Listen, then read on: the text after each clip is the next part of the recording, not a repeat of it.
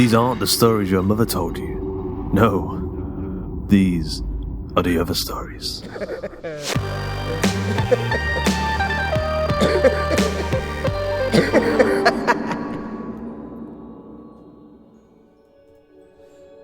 Today's episode of The Other Stories is Goth Juliet, written by Dan Wentzer and narrated and produced by James Barnett, aka Jimmy Horrors.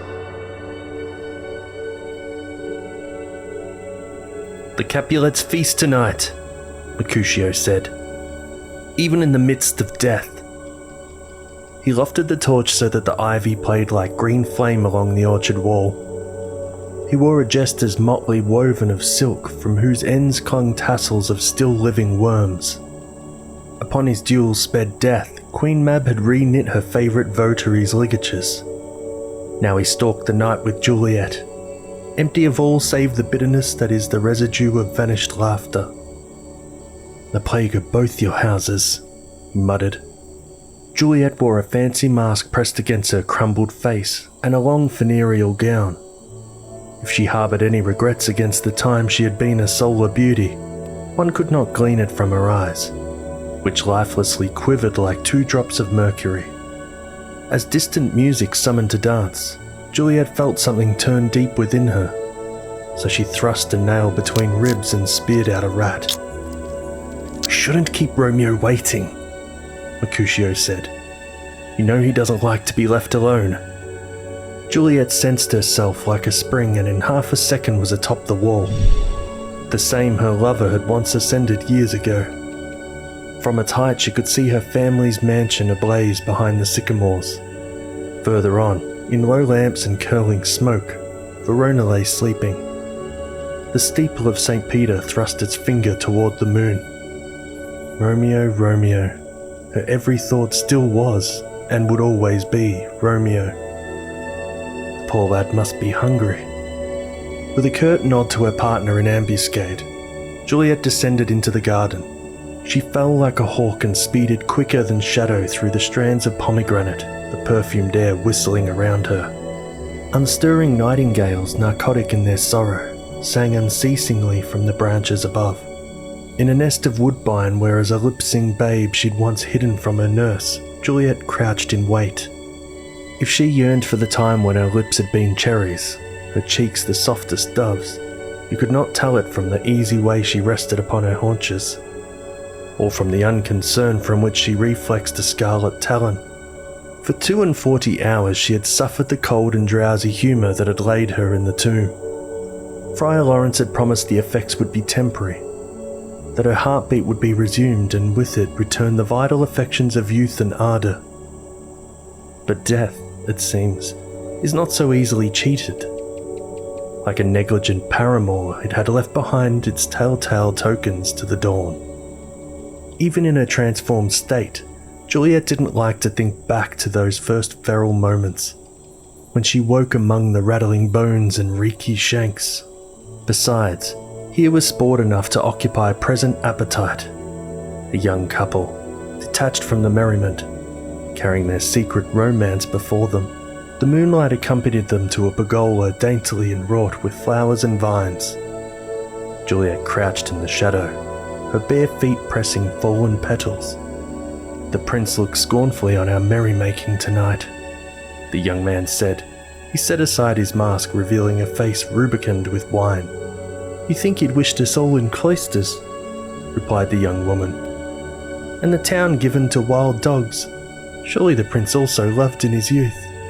In the silence that opened between them, fear accompanied yearning. No festal occasion passed, but some Capulet or Montague vanished into the night, swallowed up without bone to bury, depositing, if any, only a clump of bloody hair. The prince had seen no help but to curtail the dances and mew up the maids. The unsolved permutations could be traced to the disappearance, one summer season, of Juliet and Romeo. No bodies discovered. But tonight the Capulets were once more feasting in style, in defiance of sanction. Repression had bred mania, and the couples paired off with the voracity of beasts.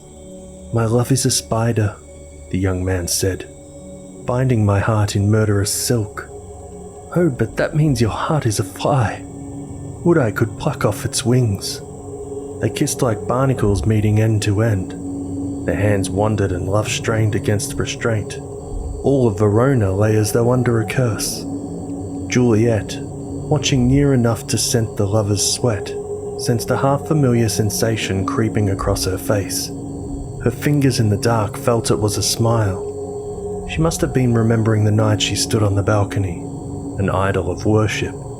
Some hardness about her spirit shifted, and a brief tenderness glinted through the carapace of death. Oh, why art thou a Capulet, to cap and crown my misfortune? Is it some secret boldness in your love that makes you wear that name? Gladly would I doff it to mount your Montague, if only a hue and cry wouldn't follow such a mount. The youth were larks singing on the blackened rafters of an incinerated house. Juliet and her lover, she now remembered, had once been similarly fond. She gathered the petals near her horned feet and let them idly drop. Sweet possum, I cannot linger. The young woman broke off from the embrace. My father will be missing me. To depart from you is like severing a limb. Leave me your arms then, so I might continue our embrace, and go armless into the fearful night. Cupid's arms, though small, would let no harm befall thee. After several more kisses, the young woman gathered up her train and drifted away, her dress shimmering beneath the moon. As he'd promised, the young man watched over her languid retreat. Then he leaned back on the bench, swollen with love.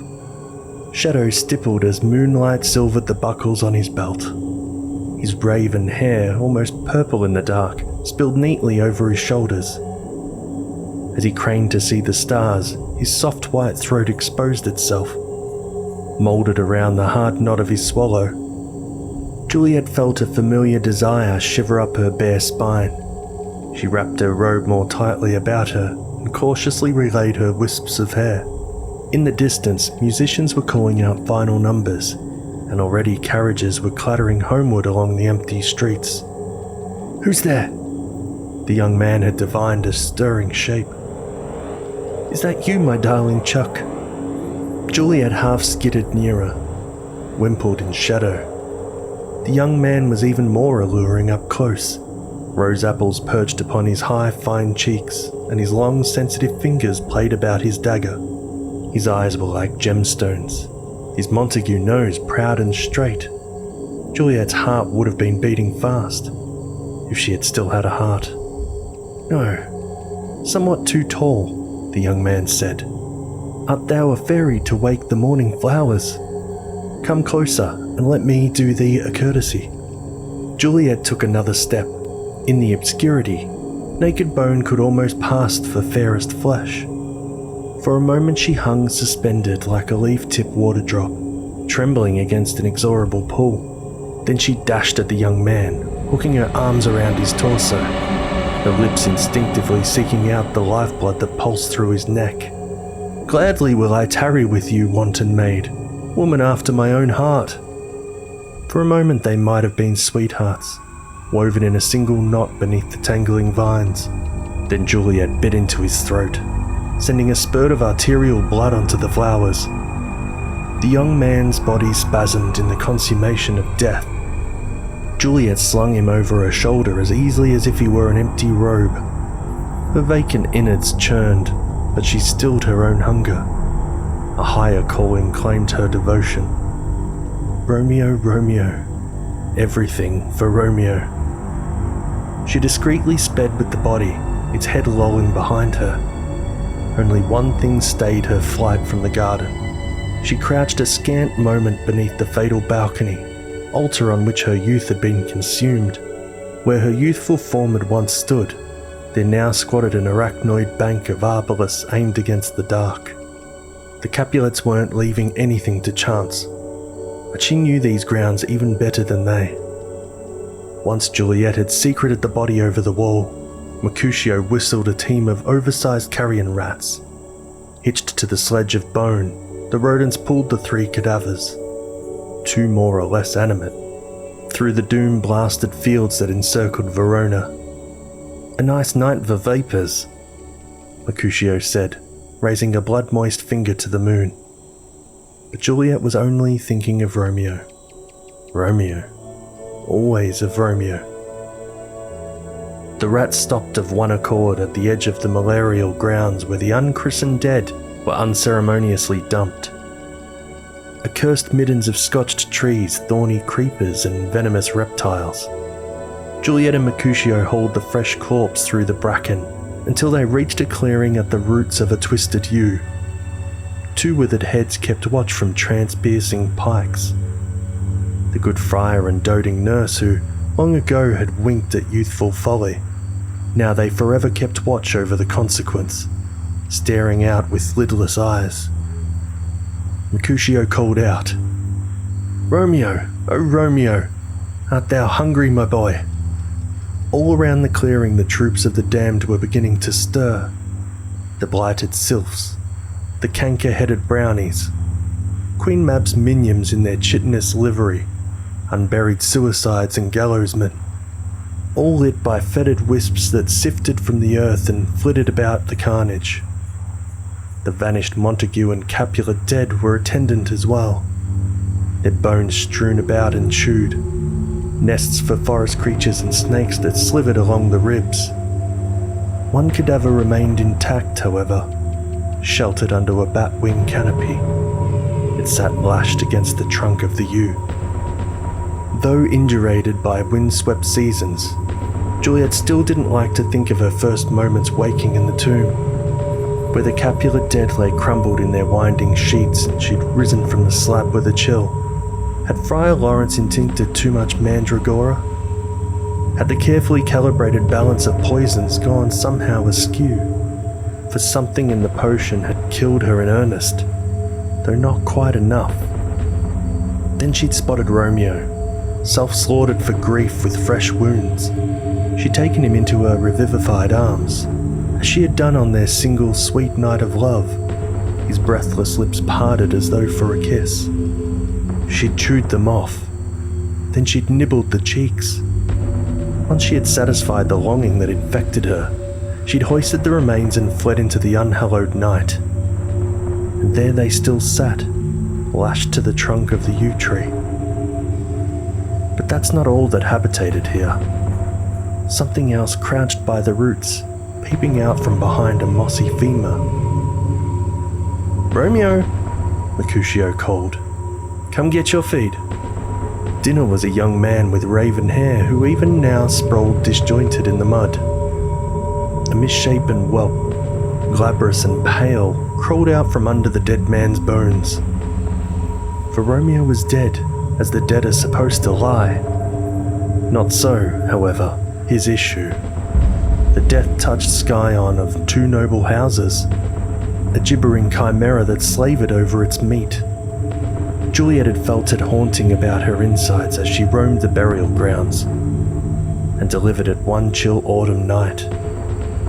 Queen Mab, patroness of changelings, had summoned Mercutio to be the stepfather to his friend's orphan posterity. Mercutio, who had already died in Romeo's service and lived again in the same. "A moon calf," he said. "Just like his father, a devourer of hearts."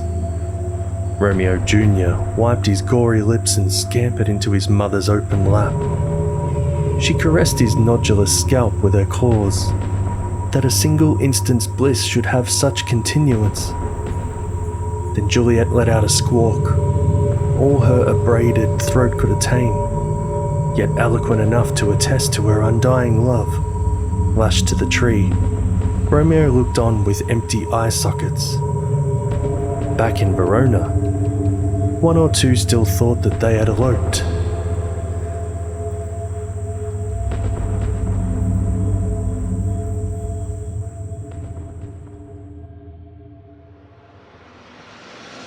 I hope you enjoyed today's episode of The Other Stories. Goth Juliet was written by Dan Mentzer, narrated and produced by James Barnett, aka Jimmy Horrors himself, with music by Spheria and Enough Records and Duncan Muggleton, and Tom Robson. The episode illustration was provided by Luke Spooner of Carry On House.